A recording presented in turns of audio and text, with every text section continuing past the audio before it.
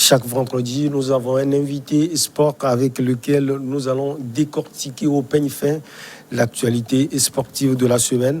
On va parler du CHAN 2020, le Maroc qui conserve son titre. On va également parler de la star Olivier Neymar qui est blessé, la malédiction des huitièmes de finale. Et puis la Coupe d'Espagne, le FC Barcelone surpris 2-0 par l'équipe andalouse du FC Séville. Henri Akodo, bonjour. Bonjour Michel Glory Samuel Takpa, bonjour à nos amis téléspectateurs. Merci de répondre à notre invitation. Nous allons parler du CHAN 2020.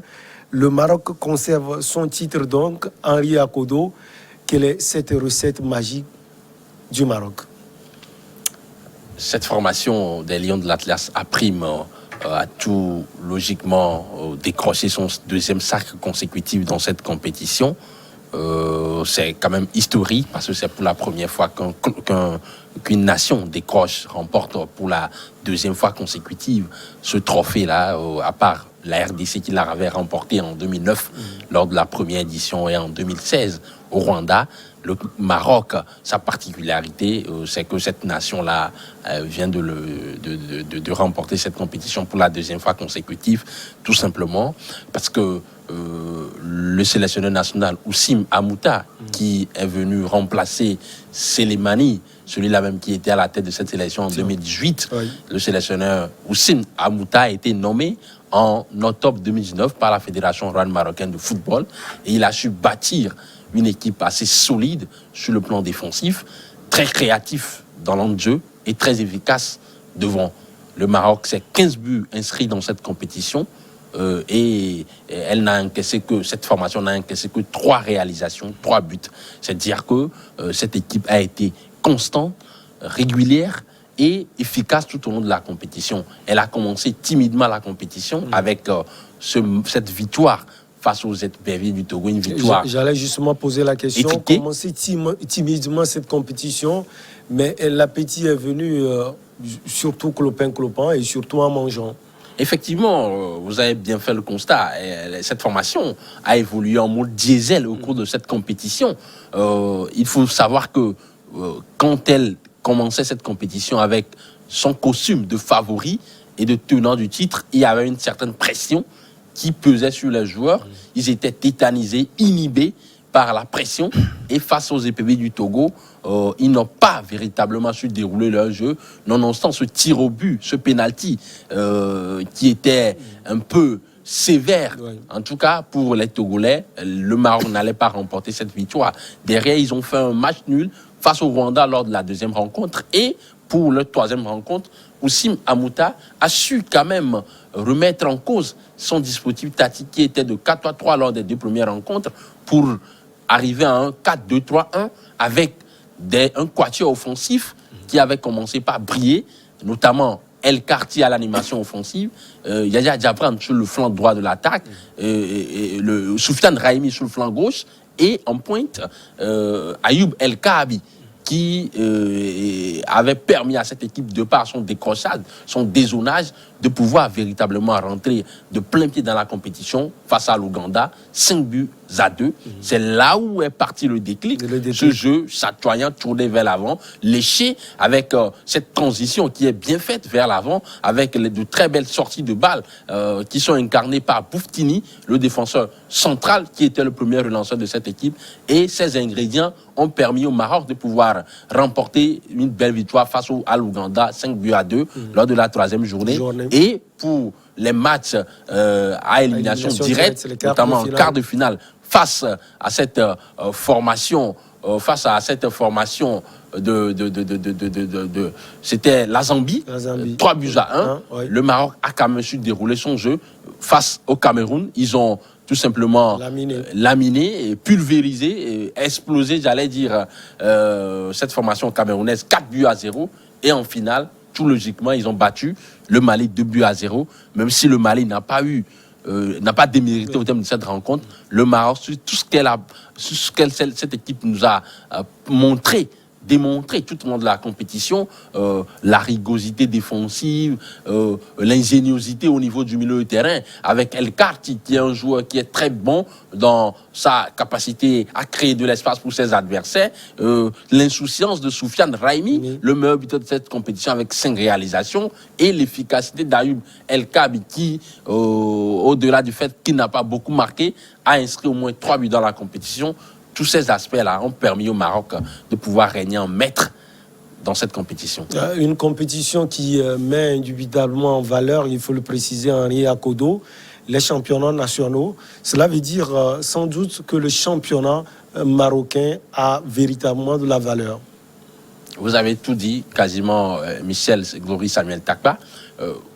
Pour avoir des résultats dans le football moderne aujourd'hui, ce n'est qu'à travers le travail de manière permanente, de manière structurée, de manière organisée, cohérente.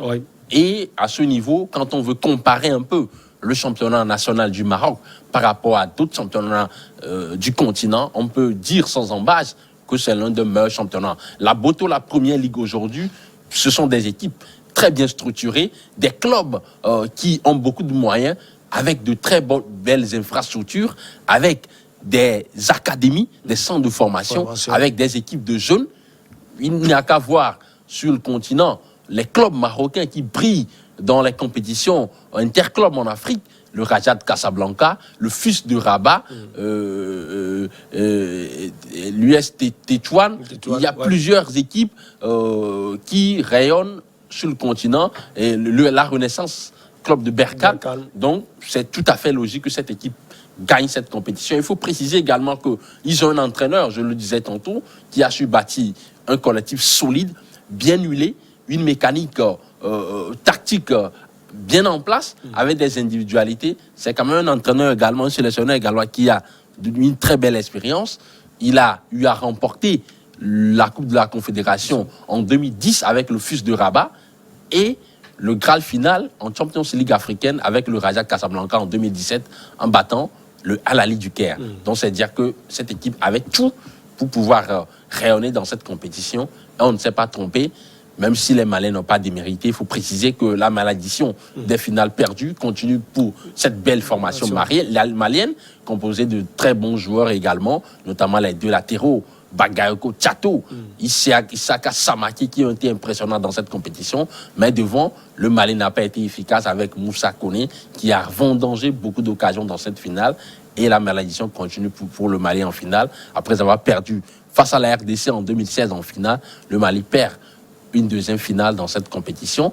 Et pour faire un clin d'œil à l'histoire, la première finale jouée par l'équipe nationale malienne, l'équipe Fagnon, la sélection A, avec les Salif Keita et autres en 72, c'était au Cameroun également, face dans ce même stade de la cité de Mfandena, dans la cuvette de Mfandena, le stade Amadou Aïdou de Yaoundé, face au Congo-Brazzaville, de Mpélé. Ils ont été battus par 2-0.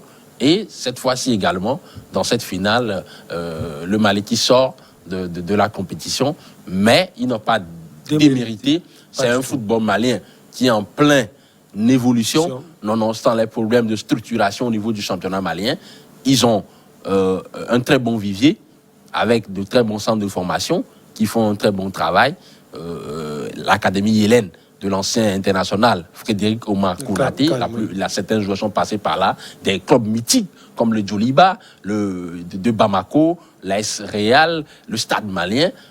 Ces joueurs-là, nonobstant l'absence du championnat national malien depuis quasiment une année, ont quand même joué une finale, et ce n'est pas anodin. Il faut dire que ce football malien également est en plein essor, et je pense qu'avec une bonne restructuration du championnat, les Maliens reviendront très vite en finale dans cette compétition. On va également parler de la star du Paris Saint-Germain, Neymar, le Brésilien, qui s'est une fois de plus, Henri Akodo, blessé. Une malédiction sans doute, surtout que le club francilien aura disputé les 8e de finale de la Ligue européenne des champions. Une malédiction peut-être pour les superstitieux, mais pour les scientifiques, pour ceux qui sont les cartésiens, ils ne parleront pas de malédiction, mais parleront plutôt des faits. Quand vous scrutez un peu la carrière de Neymar ces dernières années, c'est une carrière qui est jonchée de beaucoup de problèmes extrasportifs qui déteint parfois sur la production de la star Oliverde. Et depuis 2017 qu'il est arrivé au bord de la Seine, Neymar a raté 64 matchs, soit un tiers de ces matchs, pour des problèmes de blessure. Quand vous voyez un peu les périodes dans lesquelles la star Oliverde se blesse, c'est quasiment les mêmes périodes. Oui. La période de mi-janvier et début février. Dans ces périodes, il y a le froid, les pelouses sont souvent cabossées, et si vous n'avez pas une très bonne adaptation par rapport à votre hygiène de vie, votre foulée, vos prises d'appui, et tout ça là peuvent véritablement jouer en votre défaveur, et c'est à ce à quoi on assiste. Quand on regarde un peu la panoplie de blessures qu'a eu la star Oliverde dans cette période, on peut se dire sans embâche que ce n'est pas le fruit du hasard. D'abord, Neymar, c'est une fracture au péroné du métatarsien droit en janvier 2018. C'est cette même blessure, fracture du péroné au métatarsien du pied droit également en février 2019. Et la dernière fois, face au Stade Malherbe de Caen, c'est une autre blessure, cette lésion aux adducteurs gauche. Ce n'est pas anodin, tout simplement, parce que lorsque vous n'avez pas une bonne hygiène de vie, lorsque vous avez un sommeil léger, lorsque vous n'avez pas une bonne hydratation, ne soyez pas surpris que sur la pelouse, quand on sait que vous avez un jeu qui est fait de spectacle, un jeu technique, très technique, très fin, avec une malice espiègle, avec une certaine aisance, vous attirez l'attention des adversaires qui ne veulent pas se faire manger, et puis derrière, lorsqu'il y a contact, vous êtes blessé. Donc c'est dire que, même si on peut dire qu'il y a certains joueurs, il y a certains, en tout cas, qui se financent, c'est-à-dire qu'ils font exprès de pouvoir blesser la star brésilienne, il faut dire également qu'il a prêté flanc à cela par son hygiène de vie qui n'est pas en conformité avec l'exigence du haut niveau. Est-ce qu'à part l'hygiène de vie, Henri Akodo, Neymar doit revoir également sa manière de jouer? Je ne suis pas de cet avis, mon cher ami Michel. Tout simplement parce que quand vous voyez un peu le style de jeu de Neymar, c'est un style de jeu plaisant, chatoyant, qui peut paraître assez superflu et superfétatoire, assez fantaisiste, mais qui apporte quelque chose au collectif, puisque de par sa technique, de par sa virtuosité, de par ses fulgurances extrêmes, de par sa capacité à pouvoir dribbler dans les petits espaces, ces dribbles salopés dont il a le secret, il apporte une plus-value à sa formation et il porte son équipe dans les moments difficiles. Donc on ne peut pas remettre en cause la façon de jouer de ce joueur, parce que c'est un joueur qui apporte du plaisir aux supporters, c'est un joueur qui apporte une plus-value sur l'aspect de l'aisance technique à son équipe. Et si dans votre équipe vous avez un tel joueur, en tant qu'entraîneur, vous êtes tout simplement très heureux, même si on peut lui reprocher parfois d'en faire trop. Mais je pense que sa façon de jouer, Neymar ne doit pas la changer, tout simplement parce que c'est son jeu. Il se réclame de cette identité-là. C'est la même chose avec Diego Armando Maradona et de vénérée mémoire. Je pense que c'est une race de joueurs qui n'a pas forcément besoin de pouvoir changer leur façon de jouer. Mais le réel problème pour Neymar aujourd'hui, c'est d'arriver à faire abstraction de cette appétence pour la belle vie, de ce goût démesuré pour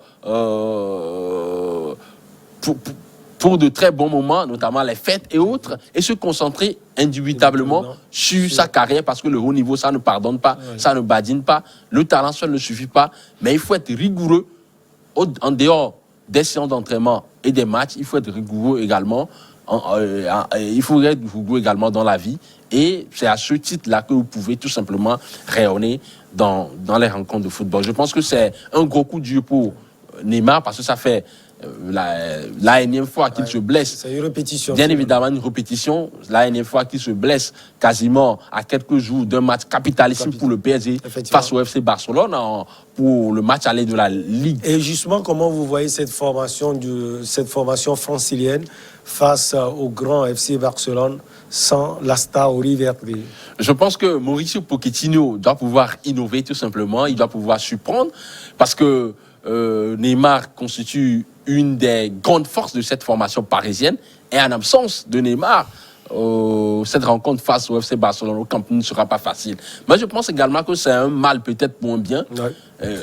Certainement que Ronald Koeman et tout le staff technique catalan avaient commencé par préparer un coup contre Neymar, bien évidemment. Mais aujourd'hui, avec son absence, Mauricio Pochettino peut trouver un peu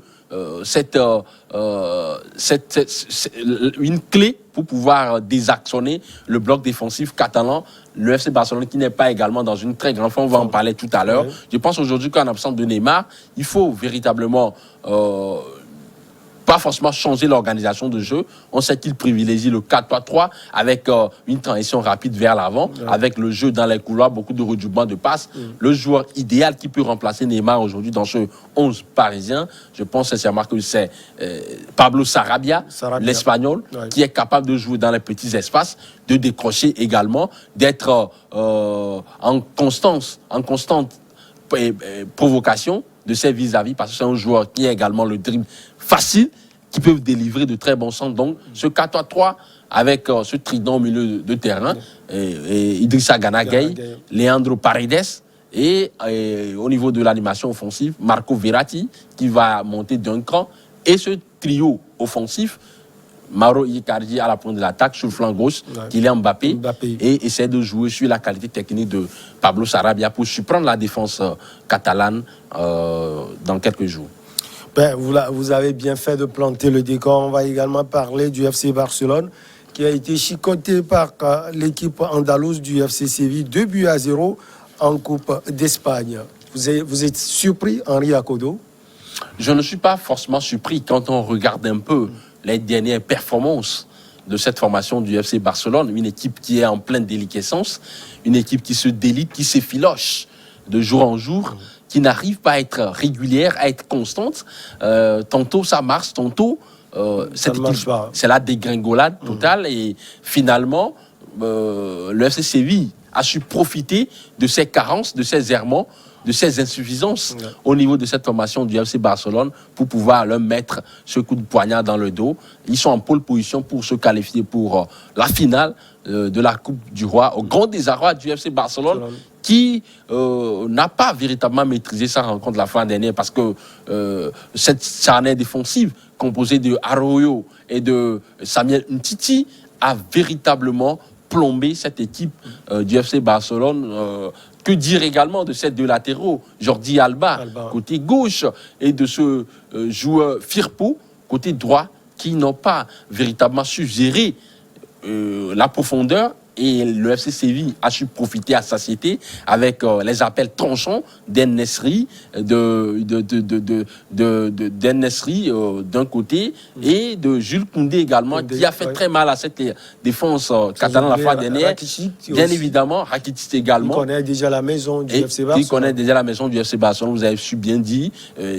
Jules Koundé qui a tout simplement mis en mal cette défense catalane la fois dernière d'une manière assez incroyable parce que c'est un défenseur, c'est un jeune joueur d'origine béninoise mais qui a la nationalité française, un international espoir français qui a beaucoup de qualités sur le plan défensif, mais la fois dernière a montré également qu'il est un joueur qui est très important pour le FC Séville, pour Roulem Lopetegui. Vous avez vu un peu son rôle solitaire.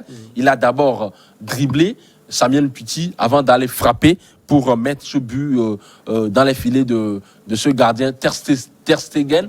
Je pense que le FC Barcelone aujourd'hui est mal en point, en tout cas sur le plan défensif, avec beaucoup de largesse, avec une certaine frilosité, fébrilité. Sur le plan de la création, sur le plan de la créativité. Elle a été privée de ballon la fois dernière. Elle n'avait pas la possession. Et à ce rythme-là, quand le FC Barcelone n'arrive pas à presser haut, quand elle n'arrive pas à forcer l'adversaire pour qu'il joue long, pour récupérer tout de suite derrière, elle a beaucoup de difficultés. Et surtout derrière. Donc, je pense que Ronald Koeman doit pouvoir trouver la bonne complémentarité, la bonne complicité entre les joueurs pour que le FC Barcelone puisse redevenir souverain dans ces rencontres de football. Parlant justement de la défense du FC Barcelone, vous avez parlé tout à l'heure de Ntiti, Arroyo et autres. Le mélange entre l'ancienne garde et la nouvelle, ça ne passe pas forcément. Effectivement, vous avez Samuel Ntiti, qui est un joueur d'impact physique, qui est très bon également dans le placement. Et d'un côté, vous avez Arroyo, qui a une très bonne détente, un très bon jeu aérien et cette capacité de bien relancer proprement. Sauf que lorsque vous avez un milieu de terrain, c'est-à-dire la base, les milieux récupérateurs, notamment De Jong, qui aujourd'hui descend très bas pour venir faire les premières relances, vous vous privez de l'impact au cœur du jeu et cette capacité pour ce FC Barcelone à pouvoir déclencher le pressing très haut, parce que c'est l'ADN du FC Barcelone, cette capacité à déclencher le pressing très haut, le pressing positionnel, que ce soit le pressing médian également, elle n'y arrive forcément plus à le faire avec une certaine aisance. Et à ce niveau, la défense centrale n'est pas protégée, elle prend de l'eau. Donc je pense aujourd'hui que la solution pour Ronald Koeman sera de pouvoir tout simplement mettre en place une charnière centrale qui peut répondre véritablement aux assauts répétés des adversaires et un milieu de terrain qui doit mettre beaucoup plus d'impact physique et varier son jeu afin que le FC Barcelone ne soit pas sevré de ballon. À ce rythme-là, je pense que ça sera très compliqué parce qu'aujourd'hui, quand vous regardez au niveau du classement de la Liga, ils sont troisième. Avec 43 points. Derrière le Real Madrid, même s'ils ont un match en retard. Et l'Atlético Madrid est leader avec 51 points. L'écart, il est quand même abyssal pour FC Barcelone, qui, sur le plan de la régularité, de la constance, n'est plus à son meilleur niveau. Et si on voit les atouts offensifs, surtout du FC Barcelone, on a peut-être des regrets à faire du côté de Luis Suarez, qu'on l'a laissé partir. On ne sait pas pourquoi finalement. C'était une catastrophe, un cataclysme, j'allais dire. C'était, en tout cas, les dirigeants du FC Barcelone étaient mal inspirés sur ce coup. Laisser partir Luis Suarez, qui est en train de pouvoir enfiler des buts aujourd'hui avec l'Atlético Madrid. Il est le meilleur buteur de la Ligue avec 15 réalisations, si je ne m'amuse. C'était une gravissime erreur parce que c'est un joueur de qualité, hors norme, qui est capable d'être clinique chirurgicale dans la phase de réparation, très tranchant dans ses appels, cette capacité à pouvoir se placer entre le latéral et le défenseur central, très provocateur. Aujourd'hui, ils n'ont plus ce style-là dans cette animation offensive avec Antoine Griezmann, même s'il est en train de pouvoir revenir, ce n'est pas le même style. Il a du mal à retrouver ses marques et ses repères dans ce dispositif. C'est un attaquant qui veut se balader un peu sur le fond de l'attaque, qui veut décrocher, qui veut dézoner. Et à ce niveau, il est en train de déséquilibrer le bloc équipe catalan, tout simplement parce que lorsqu'il décroche, lorsqu'il dézone, il n'y a pas de compensation derrière pour aller occuper sa place dans la surface de réparation, dans les 16 mètres. Parce que Ousmane Dembélé et Lionel Messi également aiment véritablement être libres, se balader entre les lignes. Donc, à ce niveau, je pense qu'ils se sont mal pris pour laisser partir Luis Suarez. Aujourd'hui, le profil d'Antoine Griezmann n'est pas le même que celui de Luis Suarez. Donc, il va falloir une certaine réadaptation de ce dispositif offensif du FC Barcelone. Le petit bémol également, c'est cette blessure de ce jeune joueur Ansu Fati qui pouvait jouer dans ce rôle. Il arrive à porter le ballon. Il a cette dextérité, cette fulgurance. Il a cette insouciance également.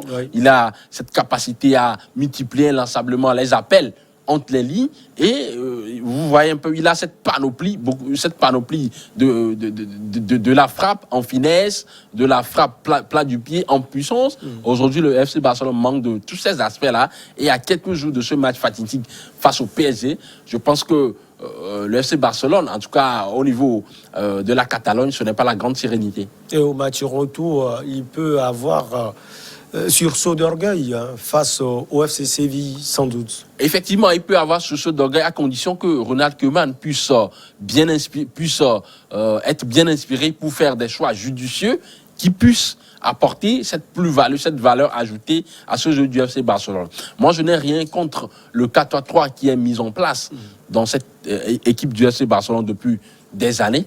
Mais quand vous mettez en place ce 4-3-3, il faut être capable de pouvoir imprimer votre rythme au jeu, de pouvoir réaliser les différentes séquences de pressing, soit le pressing positionnel, le pressing médian, ou le pressing ciblé, chose que le FC Barcelone n'arrive plus à faire.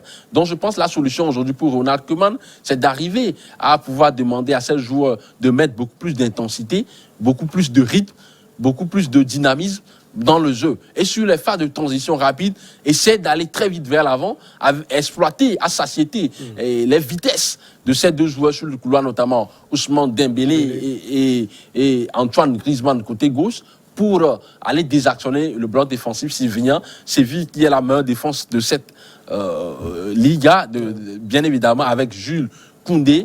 Et l'ancien joueur du FC Nantes, Eduardo. C'est une charnière centrale assez rigueuse, assez efficace. Et pour pouvoir la déséquilibrer, il faut être très judicieux dans les petits espaces et être très efficace à la réserve de la surface de réparation. Quelques mots sur le FC Séville. Vous parlez de Jules Koundé, vous parlez également de Rakitic et autres.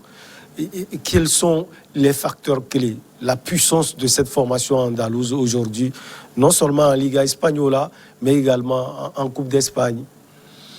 C'est une équipe aujourd'hui qui a une certaine force collective. Elle a cette capacité à varier son jeu, à être très bon dans l'utilisation du ballon, mais également dans le jeu sans ballon. C'est un bloc équipe qui se positionne très bien sur les phases défensives. C'est une équipe qui ferme les circuits de passe, qui ferme les couloirs de passe pour les adversaires avec ses ailiers de débordement, notamment au Campos, qui n'hésite pas, et Souzo, côté gauche, qui n'hésite pas à revenir pour fermer les couloirs de passe et apporter cette supériorité-là dans l'animation défensive, sans oublier également la force de Jules Koundé dans cette charnière centrale défensive. Et sur le plan de l'animation offensive, c'est une équipe qui se projette très rapidement vers l'avant, avec beaucoup d'emprise technique, beaucoup d'insouciance également, de créativité dans le cœur du jeu, et cette efficacité chirurgicale devant avec En-Nesyri, l'international marocain, qui enfile des buts aujourd'hui. Donc je pense que c'est une équipe du FC Séville aujourd'hui qui est un candidat sérieux pour aller en finale de cette Copa del Rey cette année. Le FC Barcelone doit devoir sortir le grand jeu pour pouvoir barrer la route à cette formation au stade 116 Pizjuán pour la prochaine fois. Allez, Henri Akodo, merci beaucoup. Vous êtes l'administrateur principal du site afriqueexpress.net. On espère que le travail se passe très bien à votre niveau. On va marquer juste une petite pause, le journal, et on revient pour Regard Croisé.